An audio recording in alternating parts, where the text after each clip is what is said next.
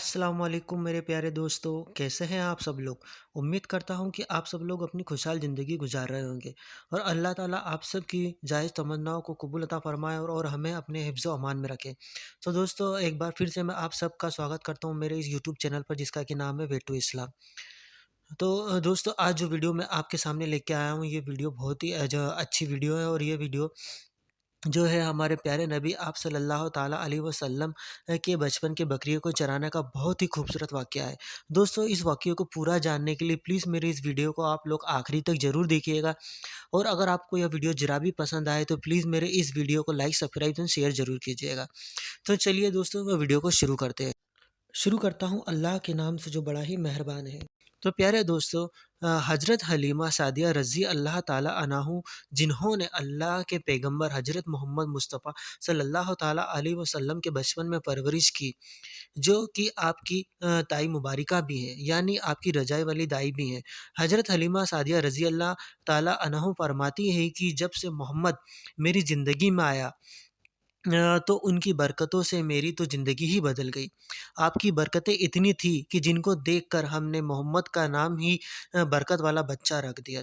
हज़रत हलीमा सादिया रज़ी अल्लाह फरमाती हैं कि एक बार हमारे यहाँ सूखा पड़ गया। सबके जानवर भूख से मरने लगे, मगर जिस तरफ हमारे बच्चे बकरियों को लेकर जाते तो हमारी बकरियां खूब खाकर वापस आती, यानी कि हमारी बकरियां खूब पेट भरकर वापस आती।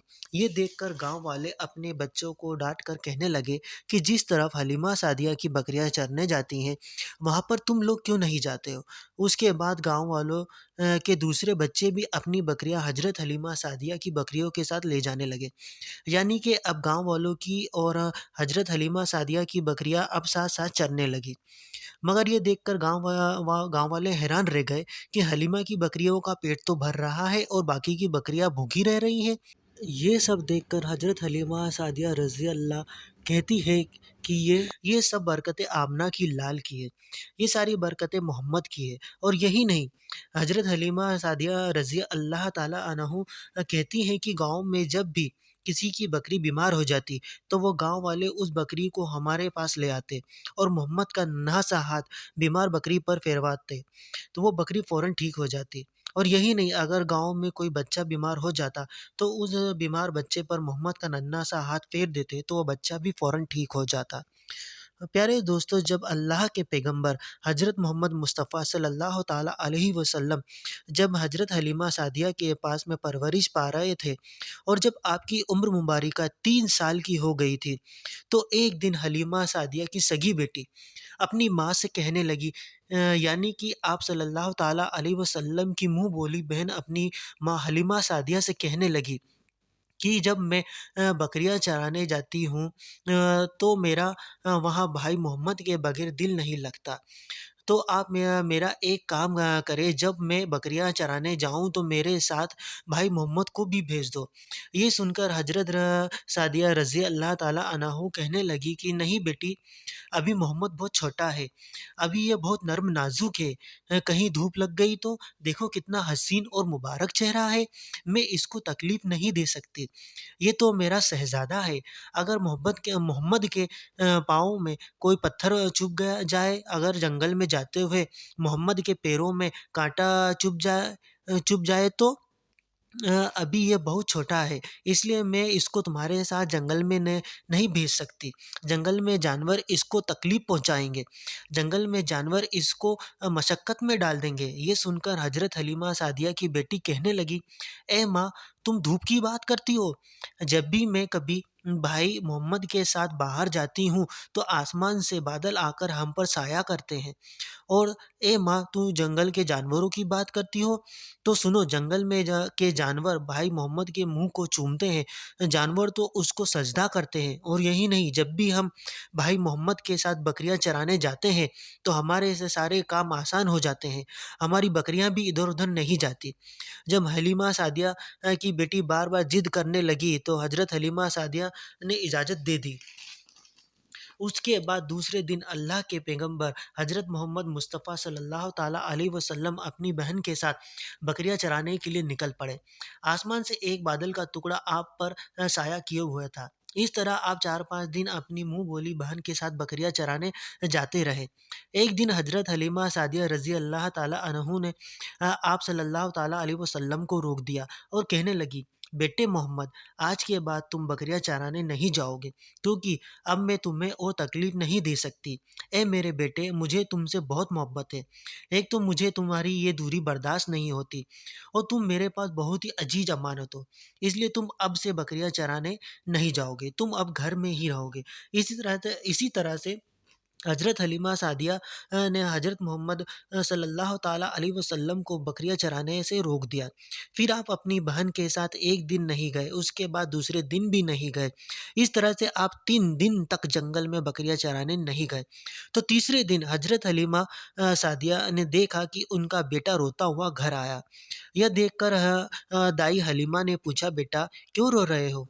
तो बेटे ने कहा, "माँ, जंगल में हमारी एक बकरी को भेड़िया उठाकर ले गया है।" जब दाई हलीमा ने अपने बेटे के मुँह से यह बात सुनी तो दाई हलीमा की आँखों में आँसू आ गए।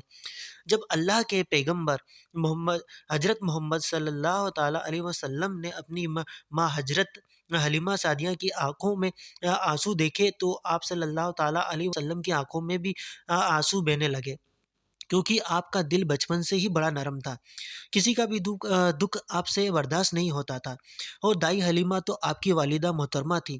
फिर सल्लल्लाहु ताला अलैहि वसल्लम कहने लगे, "अम्मी जान, आप क्यों रोती हो?"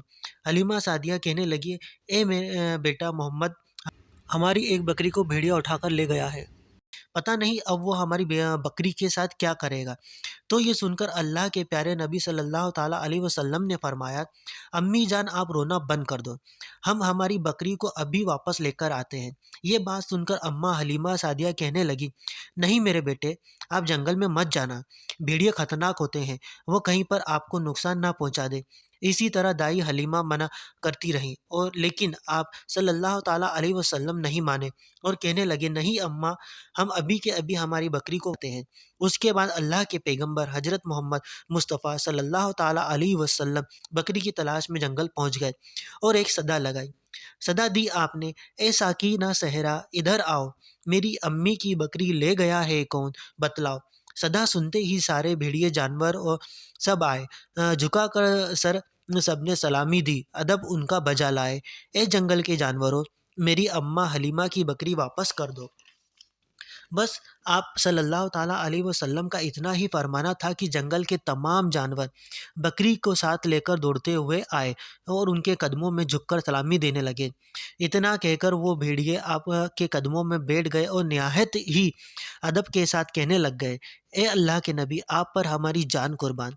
इतना सुनकर आप सल्लल्लाहु ताला अलैहि वसल्लम ने फरमाया कि ए जानवरों, क्या आपको मालूम नहीं था कि ये बकरी हमारी अम्मा हलीमा की है?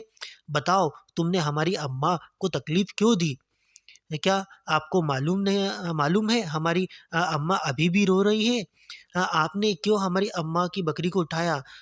तो वो जानवर कहने लगे, "ए अल्लाह के रसूल, आप कुछ दिन तो बकरियाँ चराने जंगल में आते रहे।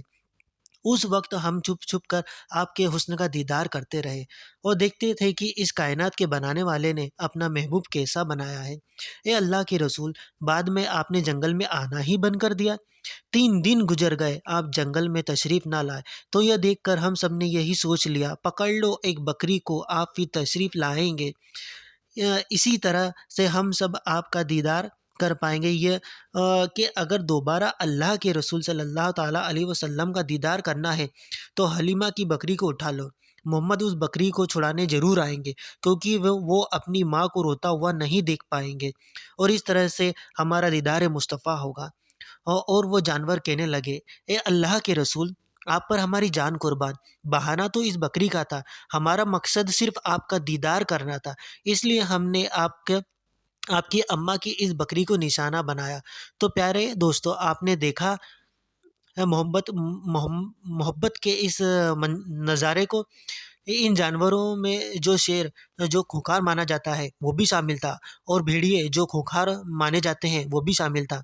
जंगल में जितने भी खूंखार जानवर वो सभी इन जानवरों में शामिल थे।